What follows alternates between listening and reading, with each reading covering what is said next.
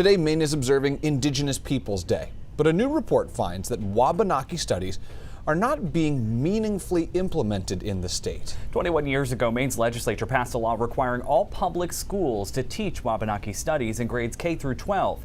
And in March of last year, the Abbe Museum, ACLU of Maine, and the Wabanaki Alliance, requested public documents from 10 schools across the state to see how they are teaching the subject. News Center Maine's Sam Olson takes a closer look at the report and why it finds schools are falling short.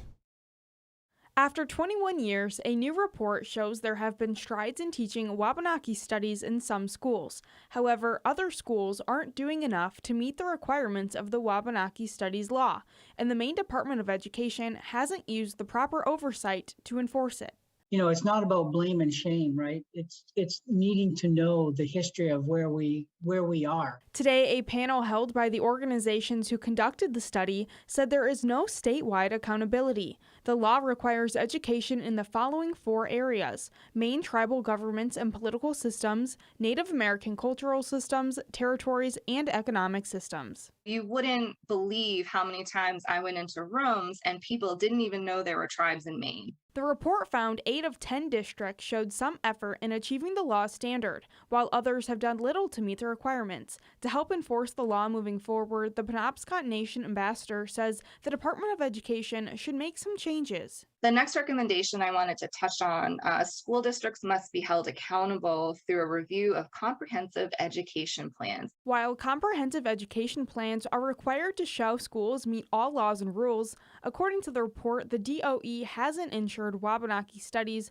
are in each school across the state. Molly and Dana says this report isn't meant to call out school districts, it's just meant to look at the quality of education. We need to face the truth of things together, and truth isn't good or bad, it just is. The report says things that could help fully implement the law include a Wabanaki Studies Commission, giving all teachers access to quality materials, and creating teacher trainings and certifications. Sam Olson, News Center, Maine. The Department of Education says it recently hired an educator to take the lead on creating Wabanaki Studies lessons plans for its website.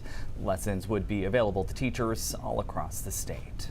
And Maine's tribes are on a different footing from hundreds of other federally recognized tribes because of a 1980 law. Wabanaki people have been pushing for sovereignty for years.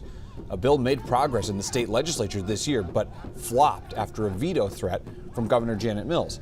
The governor said she was concerned the bill would lead to lawsuits and more division in the state.